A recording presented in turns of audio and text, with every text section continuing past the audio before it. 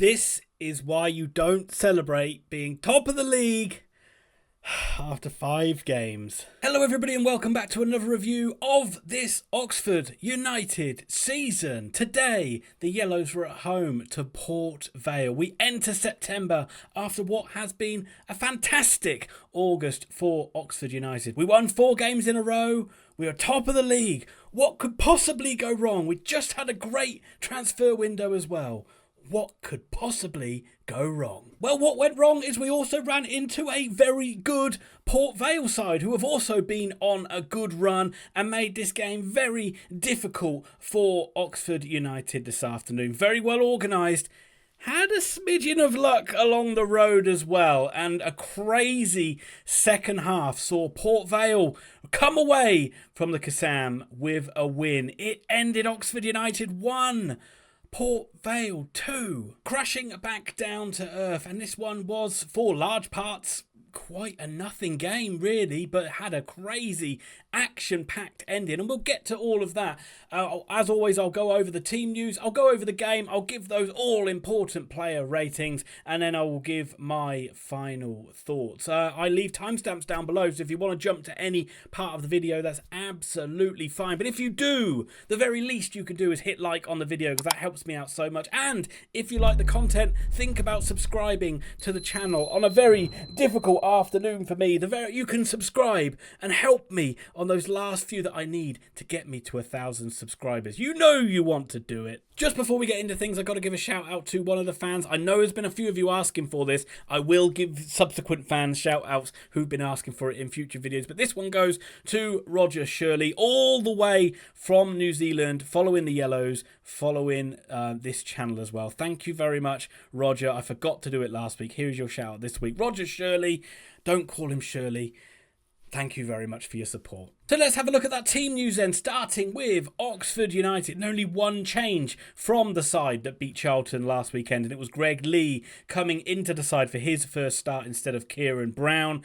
Deadline day signing Kyle Edwards gets a place on the bench as well. There was a little bit of confusion about who was named on the bench, and I don't think we really got clarity on it. There was talks that Smith was injured, so he came out for Perkins, but was it Odonka? And that meant that Perkins was on the bench. Let me know down below. But a win today would have, of course, given Oxford 5 wins in a row.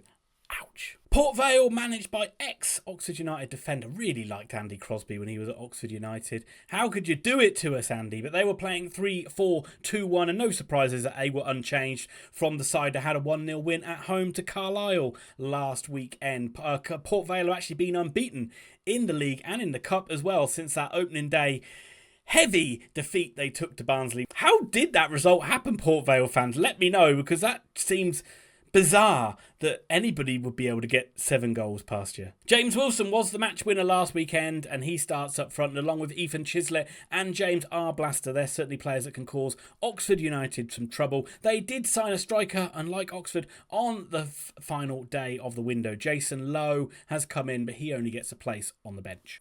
So not the most exciting first half to this game, and a sloppy start from Oxford United, an uncharacteristically sloppy start from Stefan Negru, and he got caught in possession, presented an early shooting chance for Wilson. Wilson did force Beadle into an early save, and it was actually from that corner where Port Vale really nearly took the lead. There was a flick on at the near post, and somehow it was bouncing around the 6-yard box, and then Beadle just ended up with the ball in his hands somehow. So an early let-off for Oxford on that occasion. I think it's fair to say in this first half, Oxford played okay at times, sometimes slightly better than okay, sometimes the passing was really good, but they weren't really able to fashion many shooting chances up against Ripley. They did get the ball into some good areas, but again it was just a cross to no one, or that final ball just wasn't there. We had to wait till 25 minutes for Oxford to get their first shot on target. It was some good probing passing. That was actually Stefan Negru who ended up just playing a beautiful through ball through the lines to Bodin, who, was a little bit reluctant to shoot, but did take the shot on, but it was quite easy for Ripley to save.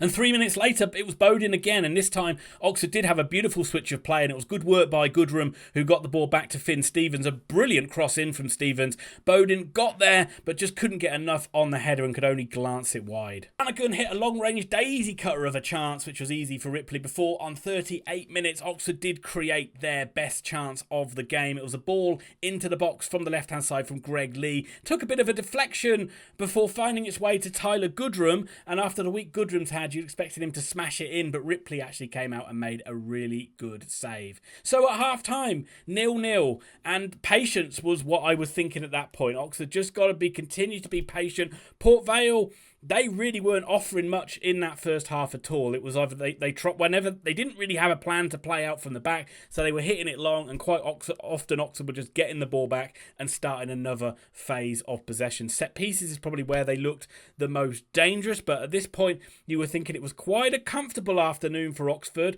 and if they just step it up a little bit in the second half, maybe the subs might make the difference, maybe the fact Vale played in midweek might make a difference as well. But I was confident that Oxford could still go on and win this game. But it's the second half where all the talking points in this game came out, and to fair play to Vale, they did play better in this second half. They had an early chance from a free kick after Marcus McGuane chopped down a Vale player on the edge of the box, but it went well wide from Smith. And then, for the first time in the game really, Vale did actually play a very nice intricate passing move, quite an incisive move which cut Oxford open. It presented Chislett with a chance from the edge of the box, but Elliot Moore came out brilliantly with a really good block. Only 2 minutes after that though, Oxford nearly got on the score sheet themselves. It was Oxford winning a second ball in midfield, and Bowden got the ball quickly forward to Harris. We saw him drive at the centre-backs. He could have played in Rodriguez, but he chose to go alone and hit a shot, which Ripley was struggling for. It looked like he might be struggling for this one, but it did go just wide. Harris again was linking up nicely with Brannigan, and it was time Brannigan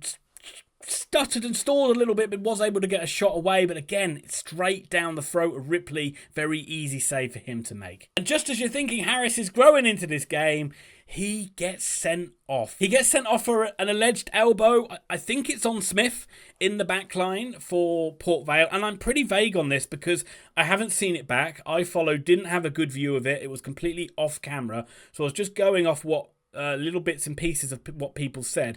And what it sounded like Smith was winding Harris up a bit, and Harris did something. And Smith, whether he overreacted or not, Harris got caught for what he did. The linesman caught him and the referee caught him and gave him a red card. I don't know much more than that. Silly from Mark Harris if he did do anything. People might say it's harsh, but he's given the referee a decision to make. This referee was given random decisions to both sides. You never knew what he was going to give, so he made that referee give a decision. And annoyingly, Mark Harris got sent off. A red card for him, and that lack of striking options is going to come into question now, because it's likely he's going to be missing for 3 games. And more than likely, it meant that Oxford were going to struggle to get anything from this game, with Port Vale in the ascendancy now, playing with an extra man. It was whether Oxford United could dig in and get a result. But Ruben Rodriguez does frustrate me, but he nearly did something absolutely amazing a minute after Harris got sent off. There was an indecision in the Vale backline, and Rodriguez was able to get the ball. He was quite far out and he was wide on the right-hand side, but he dinked a lobbing effort from about 30 yards. Ripley was running back. He wasn't going to get it, and it just went over the bar. The angle on iPlayer looked like that was going to go in, but it just went over the bar. And it was still quite an even game. Wasn't really you wouldn't have really noticed Oxford were down to 10 men, but I did feel that Oxford were getting riled by the referee. Every single decision that went against them, Oxford looked like they were losing their composure a little bit.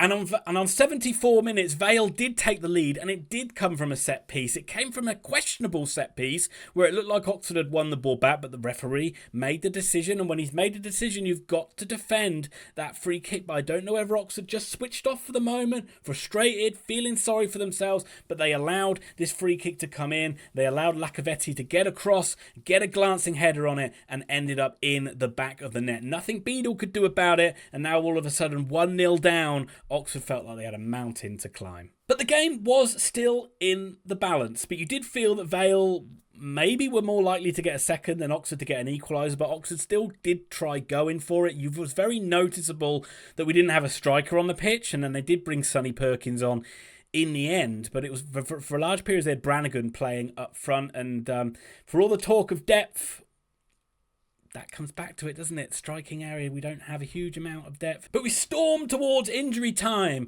James Beadle did make a good save when Devine got free, and he hit a shot, but it was straight at him really, but Beadle did beat it away well for a corner. And 7 minutes of injury time, Oxford did get a corner. Negru did get a header, which was quite soft, but it did end up being cleared off the line. But Oxford were pressing, Oxford were probing, and on 92 minutes we actually equalised. Oxford get down the right hand side. Stan Mills, who'd come off the bench, we know he's got great pace, he was able to get down the right hand side, delivered a really good cross. It went right across the ball. There was calls for a penalty, but it didn't matter because it came to Gregg Leigh, and Gregg Leigh finished first time into the corner. Kassam Stadium going crazy. Surely we're not going to blow it now.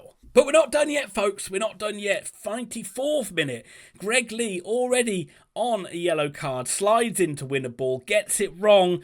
Leaves the referee no option but to send him off. Oxford down to 9. Gregg Leigh had a good game. Scored a goal. Gets a red card as well. And from then on, you're just hoping and praying that Oxford can see the ball out as Port Vale going for it, throwing players forward with a two-man advantage.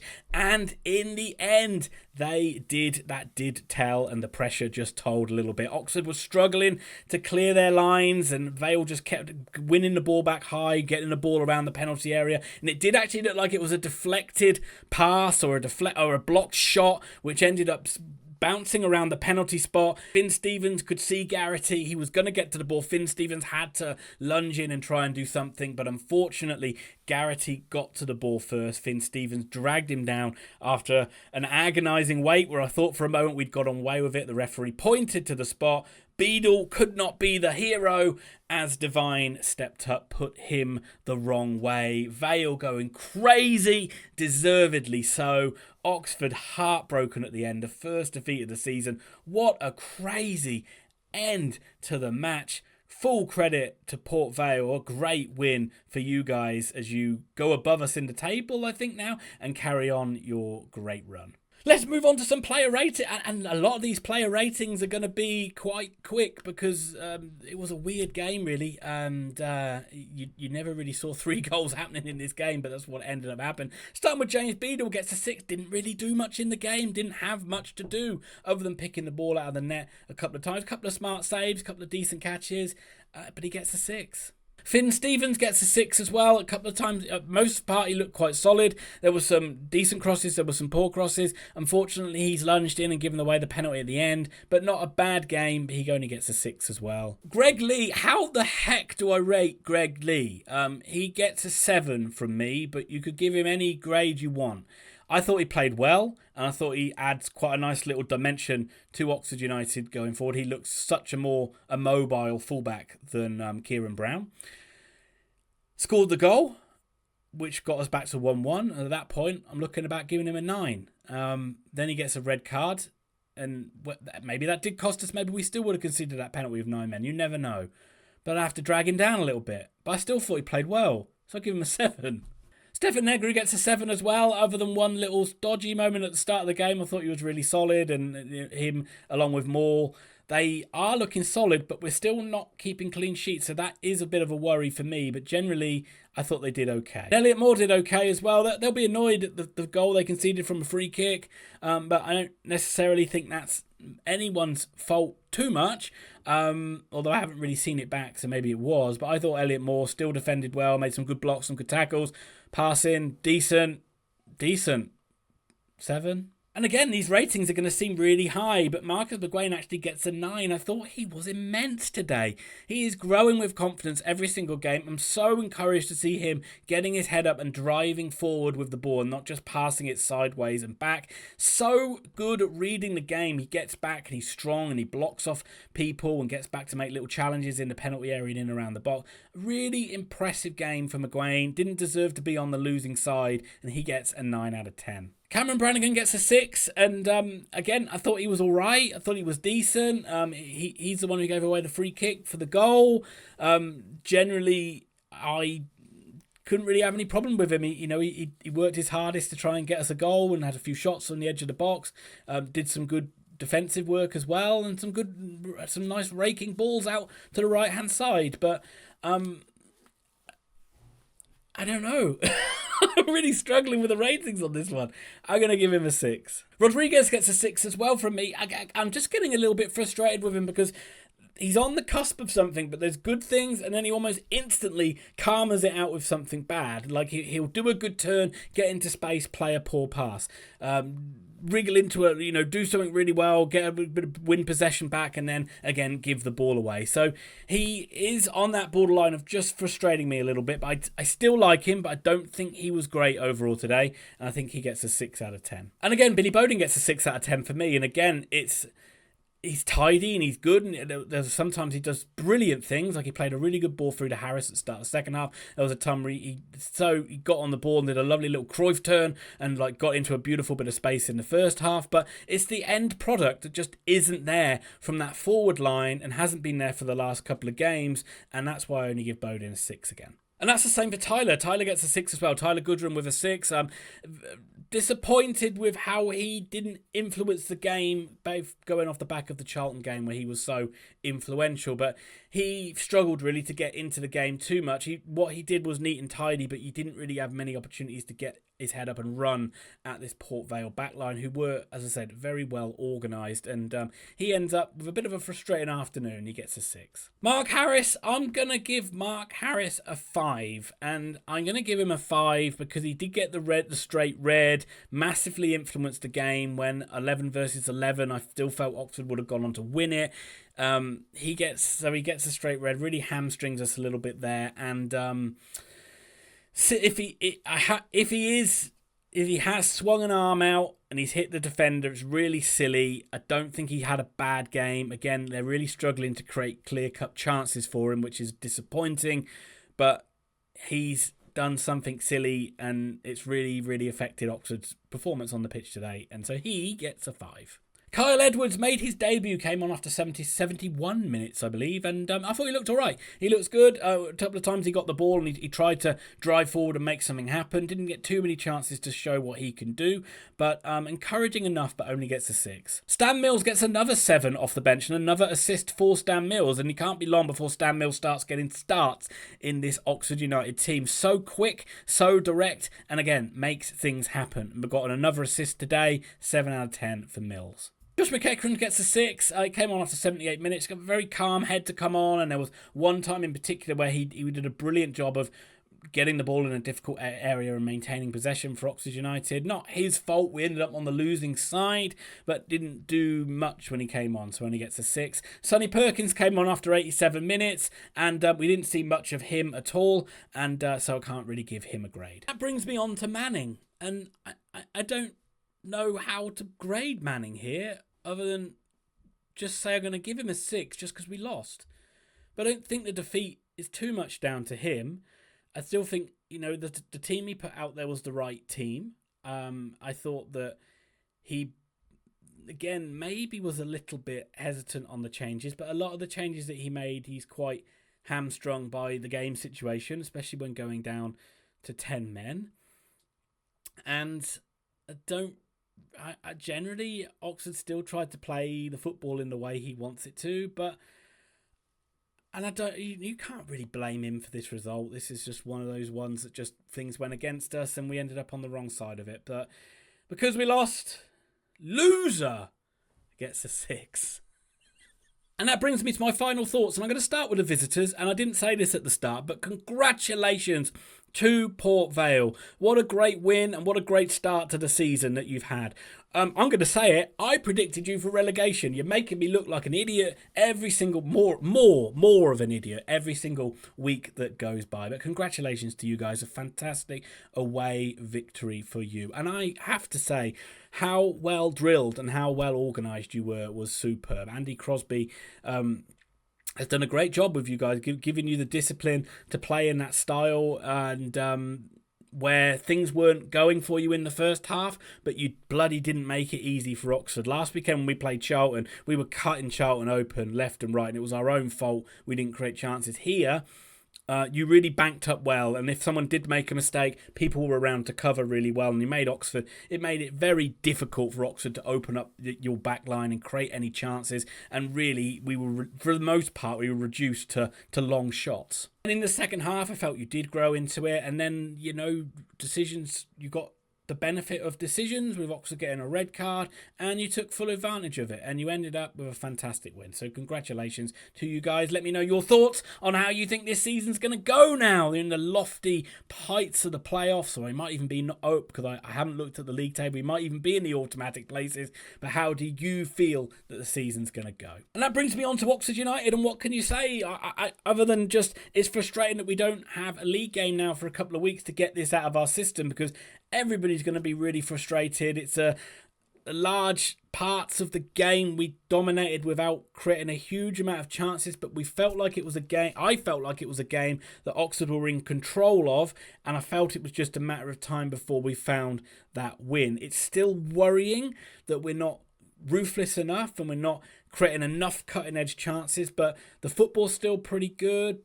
People just have to remain to be patient a little bit with this team, and you know, you go down to 10 men for the best part of half an hour. It's always going to be difficult, but we should have been in the lead. We should have done more to take the lead in the first half and be ahead in this game, but we didn't do it. And so you end up being really frustrated. The comeback was really good and the equalising goal was really good, but you end up with just this. I don't know how to put it into words, which I should because I'm a YouTuber, right? But it was a really deflating end to the game and a heartbreaking end to the game, really, and it made the game feel more than it was like there were more than 3 points were on the line, if you like, just because of the euphoria around the equaliser and then the heartbreak of the last minute goal. But all in all, still encouraging signs for this Oxford United team and this Oxford United squad. And although we've got to wait a couple of weeks for it, I'm sure we're going to bounce back strongly in the next game. I do feel, though, that some changes might need to be made in that forward line. Well, obviously it will be with Harris not available, but I do think some of the other players need to come in now. I feel that we need to see Edwards, see what he can do from the start of the game. We might have to start seeing Murphy a little bit more. We might have to start seeing Mills a little bit more and just rotate these players around a little bit more. But just felt in this game, particularly, we struggled to stretch Vale wide and get in behind them very often. So maybe that extra pace from the likes of Mills or the likes of Edwards may have made a difference in this one. But that's it. That's it for this video. The winning run comes to an end. The top of the league comes to an end as well. So we've got to fight back now in the next game. A week off for everybody next weekend. So no game because of all the wide array of internationals that we have in our side. So a week off for everybody to just relax and recover. I'm not going to do a review for the Northampton EFL Cup game because those games don't really mean a lot, do they? But I'll be back to do a review of whoever Oxford play in their next game. What a fan. But also, as always, if you can hit like, that helps me out quite a lot. And if you can subscribe, that would really help me a lot as well, as I nearly am close to 1,000 subscribers. And as always, thank you so much for watching these videos. Leave your comments, Oxford fans, Vale fans, down below. And I'll get back to you at some point next week. Thank you very much. I'll see you soon.